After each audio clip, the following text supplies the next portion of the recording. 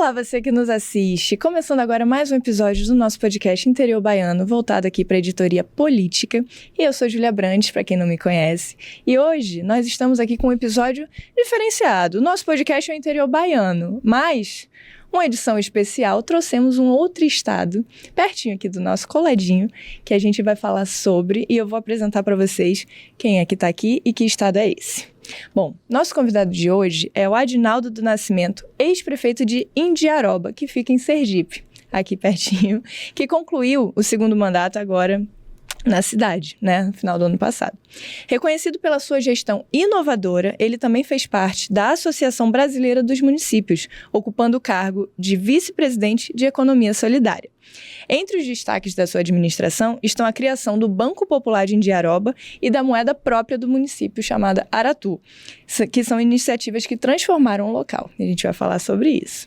Adinaldo, seja muito bem-vindo ao nosso podcast, recheado de coisas boas para a gente falar, mas, enfim, eu vou deixar para a gente apresentar daqui a pouco, mas seja muito bem-vindo.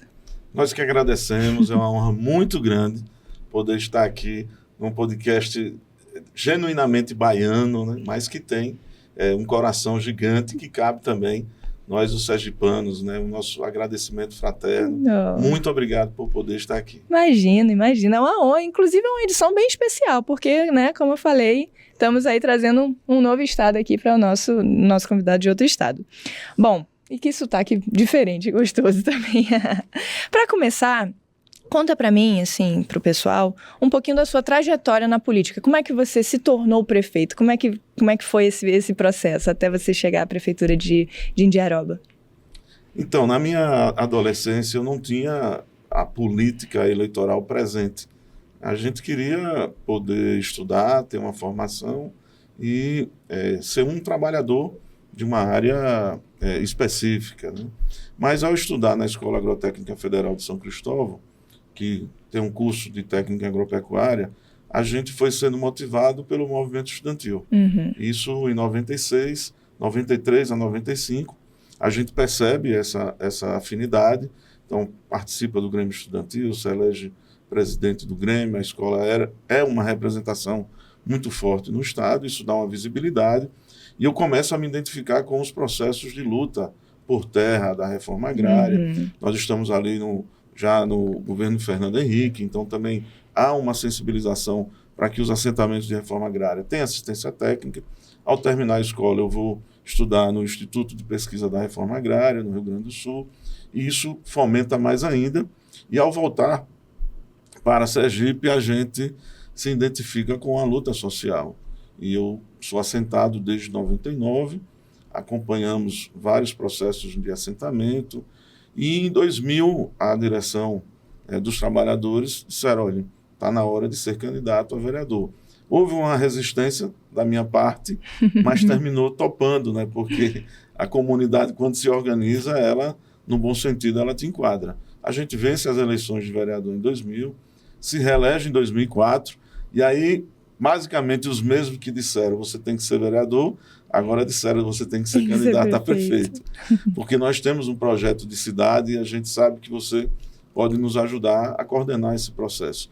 Eu, inicialmente, de novo, resisto, e a gente chega à conclusão que tem que ser candidato. Eles não queriam que eu virasse um carreirismo, várias eleições de vereador. Acertaram, mas eu perdi a eleição. Então, eu perco a eleição em 2008.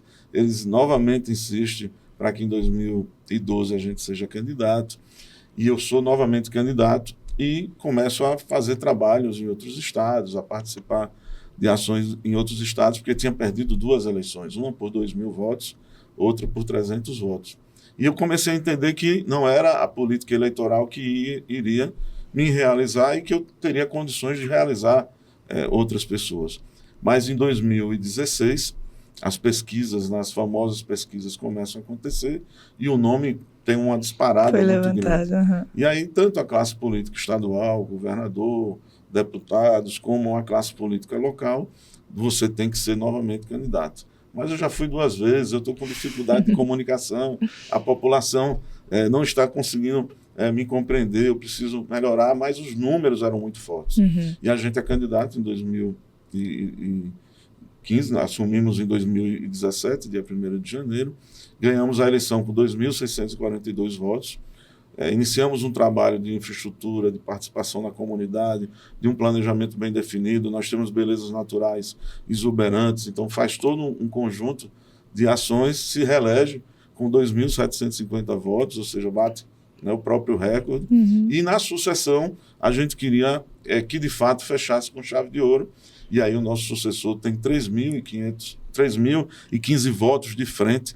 Quero mandar um abraço aqui para o nosso prefeito Marcos Sertanejo, nosso irmão, foi nosso vice-prefeito no primeiro mandato, perdeu uma eleição comigo, secretário de planejamento, e hoje o nosso prefeito querido, que a gente muito ama. E ele bate o recorde de votação, e nós elegemos, são 11 vagas na nossa cidade, dos 11 vereadores, a gente elege os 11. Que coisa Isso boa. nos traz, né, a população, né, demonstrou... Satisfação, né? Exatamente, através do instrumento soberano, que é o voto, de que valeu a pena, que foi muito esforço, mas de que estar com as pessoas, viver o momento de dificuldade delas, interpor posições, mudanças, é fundamental. Que coisa boa, parabéns. Bom, a sua gestão, ela foi bastante reconhecida, assim, pelo modelo da economia solidária. Para quem não conhece, para os leigos, assim como eu quero saber mais a fundo, assim, explica para a gente o conceito de como é essa economia solidária, como é que isso impactou a cidade também, o município.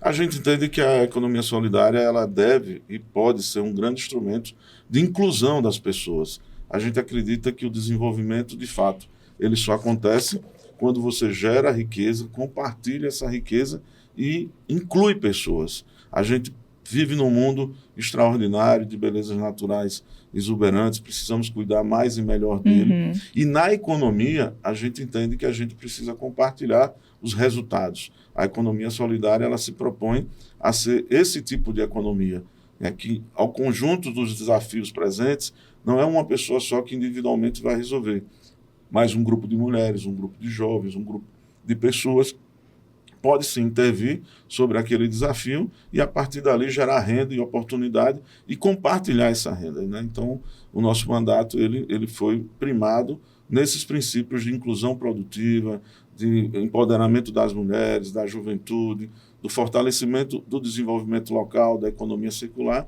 E a economia solidária, ela é perfeitamente adaptável a esse processo e ela faz com que o maior número possível de pessoas sejam incluídas. Bem participativo, então. Bem participativo. Digamos assim, resumindo, né? Que bacana.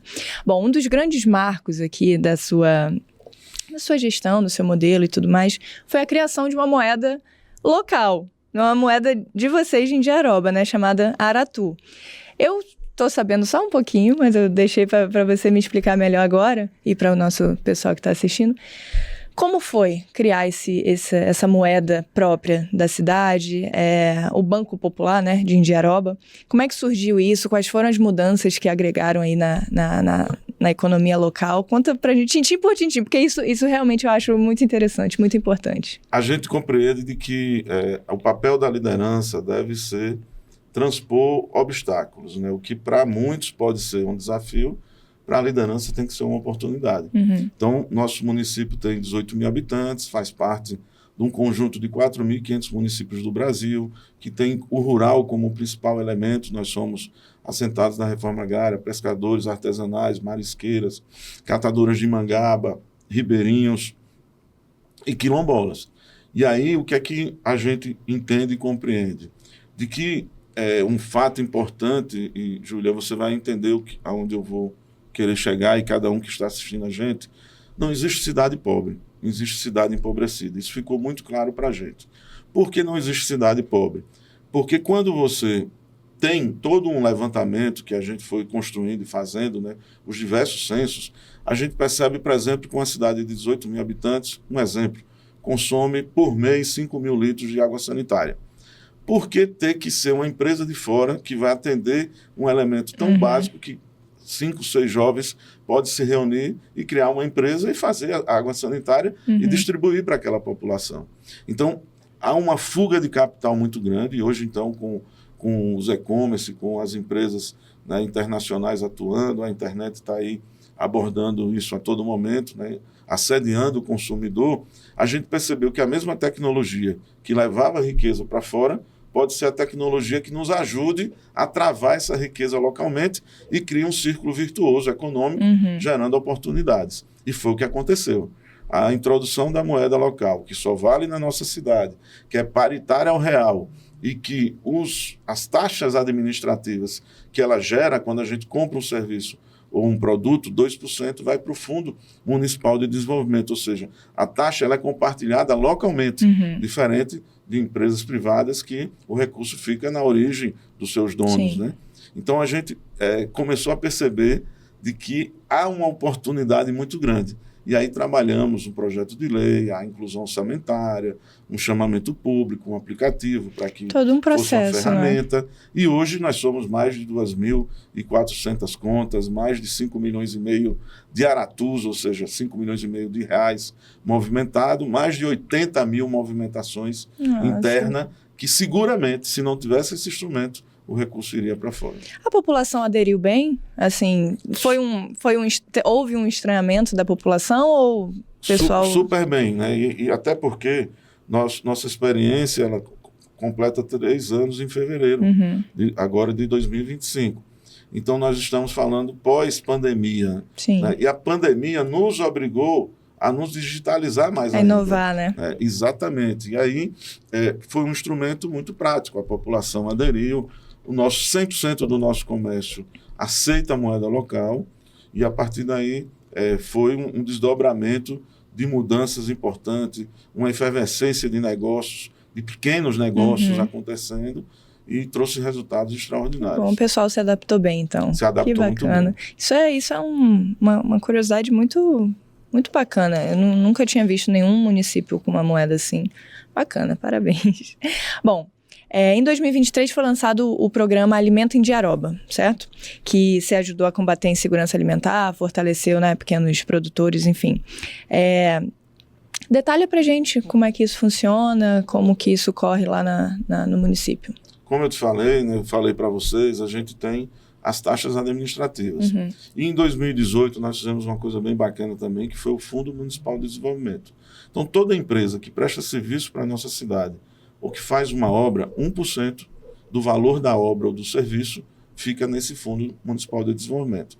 Somado aos 2% dessa giratória, né, econômica interna, a gente tem um fundo que pode ser usado para atividades produtivas. E como nós somos uma cidade de matriz forte na agricultura familiar, a gente aproveitou e disse, olha, nós precisamos testar uma nova forma de fazer acontecer o programa de aquisição de alimentos, que tem a seguinte premissa. O agricultor familiar dispõe do seu produto, uma instituição que trabalha com famílias de segurança alimentar se cadastra as famílias, o agricultor entrega esse produto de forma, né, dentro de um calendário, é prestado conta, feito um relatório, nota fiscal e é pago em real. No nosso caso, nossa agricultora vai para as cidades vizinhas, porque eu não tenho agência do Banco do Brasil, por exemplo. E aí a gente disse, está na hora da gente testar um novo modelo, com essa mesma premissa, só que na hora de pagar o agricultor, é pago em moeda local. Então, esse recurso ele não pode sair da cidade.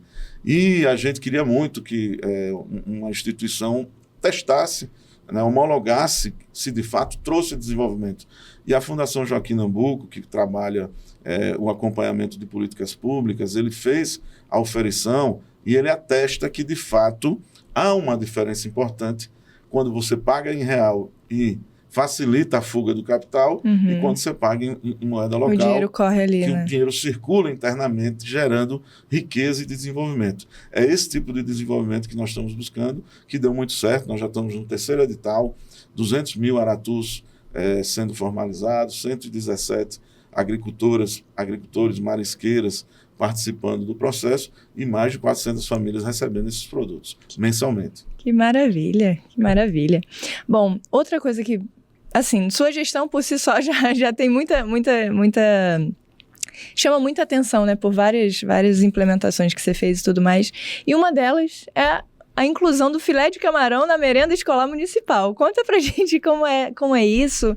É de vocês lá, esse camarão, esse pescado? Conta pra gente como é que isso impactou também, né, na economia local. Então, um dos principais elementos de investimento na alimentação escolar é a proteína. Uhum. E uma proteína usada de forma geral é a carne bovina. Uhum. E para que eu tivesse uma compra local, eu teria que ter uma certificadora, um abatedouro certificado localmente, para que eu pudesse fazer com que esses agricultores pudessem entregar carne bovina. O que não é o caso, nós não temos. Então, sempre que você licita, e aí numa cidade nossa, nós estamos falando em torno de 40% da proteína do que é investido na alimentação escolar do ponto de vista financeiro, esse recurso ia para fora. Uhum. E a gente tem uma proteína extraordinária, que é o cultivo do camarão. Que coisa maravilhosa. Nós somos o quarto maior produtor de camarão do estado de Sergipe. Que delícia. E parte desse camarão, ele é produzido pela agricultura familiar, com certificação, com licença ambiental. E nós temos uma unidade de beneficiamento de camarão, com o Serviço de Inspeção Federal. Então a gente disse, olha, está na hora de fazer o link.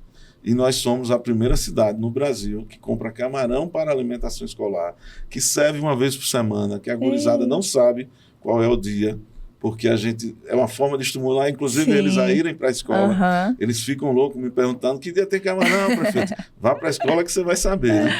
E você sabia, né? E o nosso querido Marcos está acompanhando, fortalecendo esse projeto, né? Então, foi muito bacana. E o governo do estado de Sergipe fez um acompanhamento dessa ação e percebeu que podia replicar. Então, hoje nós temos nas escolas de tempo integral do estado de Sergipe, camarão também incluído na alimentação escolar. Serviu de exemplo. Que exemplo gostoso. Nossa, deu até fome aqui agora. Nós falamos sobre o seu modelo de gestão baseado na economia solidária. Aí me veio aqui na mente, quais foram os principais desafios que você enfrentou, assim? Porque teve suas dificuldades, porque não é algo que é tão, né, recorrente, digamos assim. Então, quais foram os principais desafios que você enfrentou nessa implementação? A gente precisa compreender de que a gente no sentimento que está a liga das pessoas, né? Lógico que uma obra é muito importante, o cimento, né? Mas é no sentimento que você traduz o acolhimento, né? O abraço, o sorriso, são instrumentos fundamentais, né? E a gente hoje que tem, né, uma saúde mental muito comprometida, né? Nós todos, a população toda está vivendo esse processo, a gente precisa ter ações cada vez mais que movimentem o que a gente chama de autoestima, que empodere, que faça com que as pessoas se sintam bem aonde elas vivem. Né? O melhor lugar de viver é no seu local, e você precisa cada vez mais fazer isso acontecer na prática. Né? Então, todas as ações, elas, no final, elas têm esse grande objetivo. A minha cidade não tinha um nome. Você passava por ela, e aí nossa cidade liga, por exemplo, Salvador, Aracaju, a menor distância. Então, a primeira cidade ao sair da Bahia, e não tinha um nome. Então, as pessoas passavam e não sabiam onde estavam passando. Batido. E aí, um pescador me dizia, prefeito, tem que colocar o nome. Só que não basta colocar o nome. Tem que colocar um barquinho, porque nós estamos na divisa, o Rio Real divide Sergipe da Bahia, dentro do nome. E não é que no dia que a empresa estava fazendo esse trabalho, ele foi lá, lixou o barquinho, invernizou, ou seja, ele se pertenceu, né? E ele se emocionou quando estava pronto. Então, são ações, e nós que somos de municípios pequenos, né, a gente precisa cada vez mais alimentar essa conectividade das pessoas, né? Isso tem sido feito, né? Foi feito com muita intensidade e agora mais ainda nessa nova gestão. E aproveitando o ensejo aqui, olhando para esses últimos 8 anos, para suas 2 últimas gestões, quais foram as realizações do seu governo, assim, que mais te deixa orgulhoso? Que você olha para trás e aquela estrelinha dourada, assim, quais foram e por quê? Então, a gente tinha 40% de pavimentação da cidade que era necessário pavimentar, a gente pavimentou. Nós temos comunidades pavimentadas, asfaltadas, nós colocamos 10 unidades de saúde para funcionar, nós temos ambulâncias regionalizadas, nós temos um estádio de futebol que foi feito, nós temos um centro de convenção. Sergipe tem 2 centros de convenção. Um é em Aracaju, outro é em Indiaroba, né? Com as proporcionalidades devidas. Sim, né? sim. Ou seja, a gente fez muita obra. Isso é muito importante.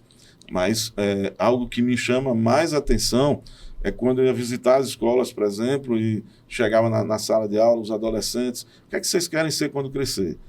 E era muito recorrente que esses adolescentes levantavam a mão e diziam, eu quero ser prefeito igual a você. Então, isso não há preço. Né? A gente precisa... Um povo não vive sem líder, né? Sem uma liderança. Representante. Ele é igual à cultura, né? Ele não vive sem cultura, ele não vive sem os sabores, né? A sua própria culinária, e ele não vive sem líder. Um povo sem líder é um povo que não sabe onde quer chegar. Né? Então, isso nos motivava, nos enchia de responsabilidade, né? E isso é de fato algo que nos move, porque a mensuração ela não é apenas do ponto de vista físico, mas é sobretudo na famosa autoestima. Né? Era muito ruim quando as pessoas perguntavam, você é da onde? E você não tem orgulho de dizer da onde você é. Hoje as pessoas é recorrente. Prefeito, fui em tal cidade, falei da minha cidade. Né?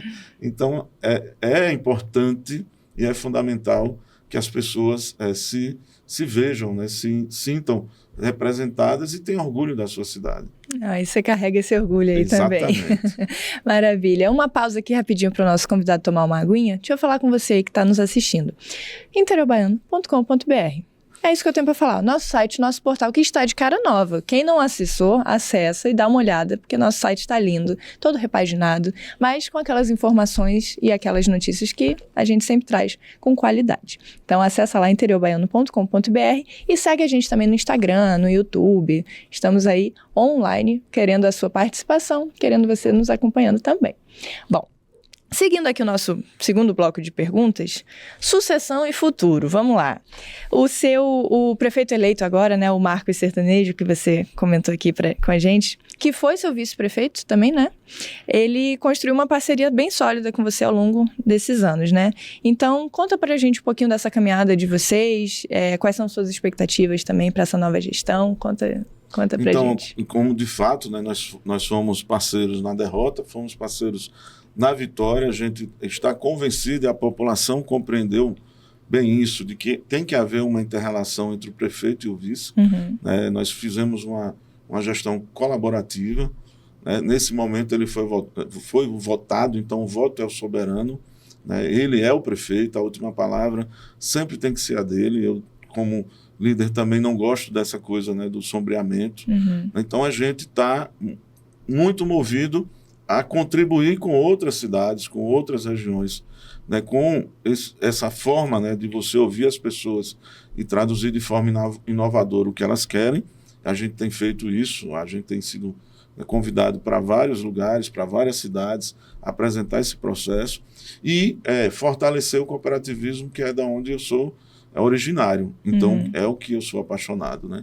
Então, eu tenho certeza absoluta que o Marcos já está fazendo e fará o melhor mandato da história da nossa cidade. Tenho muito orgulho disso e não tenho a mínima dúvida de que eu contribuí de forma efetiva para que a cidade tivesse o melhor gestor da sua história. E você falou que ele ganhou com um bom percentual, né? Um bom número de votações. A maior diferença da história. Que coisa boa. Isso mostra, né? Reflexo da trajetória aí de vocês. Parabéns. Vamos trazer ele aqui depois, quem sabe. Verdade. Bom, sua gestão foi marcada, né, por muitas conquistas, assim. Eu te perguntei quais são o que te deixa mais orgulhoso e tal, mas qual é o sentimento agora de olhar para trás, ver que o dever foi cumprido e tudo mais? Quais são os seus planos para o futuro? Quer continuar ali nos bastidores da política? Como é que você está se sentindo em relação a isso? Isso, a gente está muito convicto de que a gente pode contribuir nos bastidores. Né? Nesse momento a gente não planeja candidatura, no futuro a Deus pertence. A gente está muito feliz com as representações que a gente tem hoje, né? Os nossos deputados estaduais que a gente votou, nossos deputados federais, o nosso governador, Fábio Mitidieri, é uma referência para nós. Então, nesse momento, é apoiar, é ajudar da forma que for possível, para que eles façam mandatos cada vez mais com maior número de entrega. A gente precisa fazer cada vez mais mandatos que entreguem à população e que ela disse, olha, valeu a pena ter votado nesse grupo que está aí, realmente faz a diferença.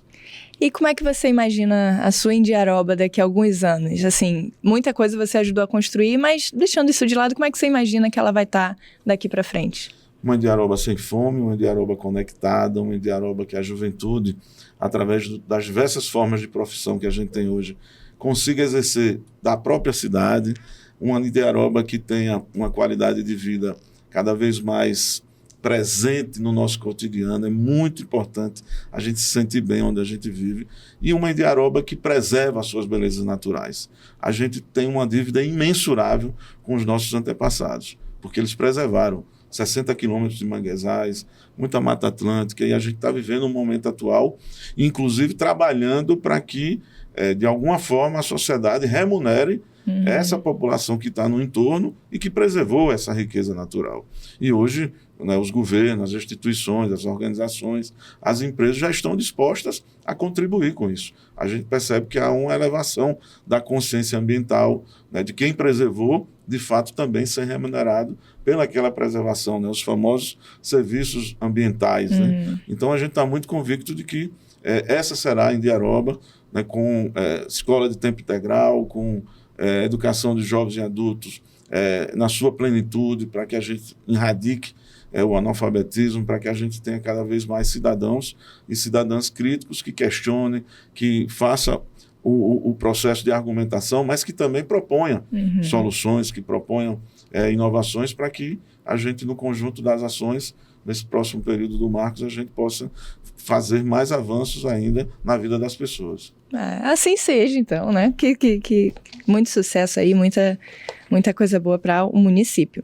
Bom, antes da gente chegar no bloco aqui do bate-papo, no bate-bola, deixa eu só reforçar aqui, que é o nosso site, nossointeriorbaiano.com.br, acessa aí, vocês já estão cientes, eu só quis reforçar mesmo. Mas assim, agora tem aquele quadro, é um bate-bola, o pessoal fica com medo e tal, mas é super tranquilo. Eu elenquei aqui algumas palavras, alguns setores, algumas áreas, que eu vou pedir para você definir da melhor forma que você achar. Pode ser uma frase breve, pode ser uma palavrinha também, rapidinho, mas relacionado à Indiaroba, né, à sua gestão, enfim. Vamos começar aqui. Minha primeira palavra é agricultura. Pilar econômico. Reforma agrária. Minha vida. Economia solidária. Tudo.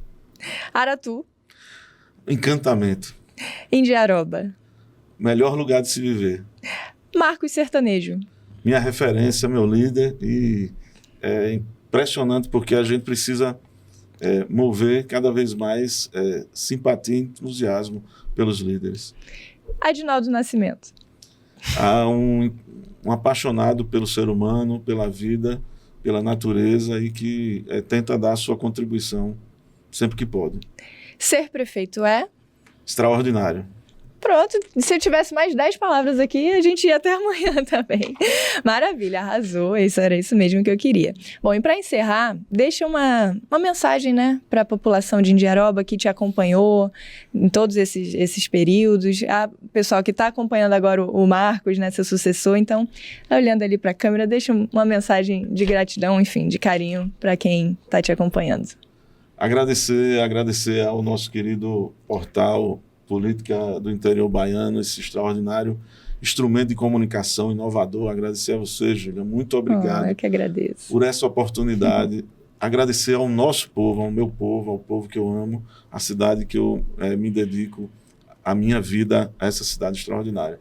Muito obrigado. Foi o período que eu fui mais feliz na minha vida. Foi o período que eu dormi menos. Foi o período que eu sorri mais. Foi o período que eu também chorei. Isso faz parte, a vida não é uma linha reta, mas sem dúvida nenhuma, vocês me fizeram a pessoa mais feliz do mundo, me encontrando com as atitudes e os desejos de vocês. Muito obrigado ao povo de Indiaroba, e que esse processo que nós conduzimos, coordenamos, e a gente sabe que a vida de prefeito é desafiadora, e a gente percebe que vários prefeitos e prefeitas fazem coisas muito bacanas, mas muitas vezes não resistem. É lógico que hoje um podcast desse aqui está eternizado, né? O Instagram institucional, o Instagram pessoal, faz um destaque a uma série, né, de ações, mas muitas vezes são cortes, né? E a gente percebeu a necessidade de fazer um livro sobre esse período, e a gente fez ao tempo que a gente deseja que os nossos colegas também se inspirem, porque fazem ações e programas e projetos extraordinários, e isso precisa estar colocado à disposição da sociedade, perpetuado, como nós colocamos. Um desejo do fundo do coração e extremamente feliz, porque foi uma experiência incrível. Que coisa boa. Aproveitando aqui esses agradecimentos todos, nós do Interior Baiano temos somente a agradecer a sua presença, a sua participação, foi maravilhoso. E desejar sucesso aí daqui para frente, na nova gestão aí do seu sucessor. E quem sabe a gente traz ele aqui, o nome já está na lista para a gente saber mais o que está acontecendo lá em Diaroba. E é isso, muito, muito obrigada, Adinaldo, e foi realmente maravilhoso. E também agradecer a você que nos acompanhou, que nos assistiu, que está sempre aqui. Para você que chegou agora também, muito obrigada. Continue conosco e fique de olho nos próximos episódios. Até mais.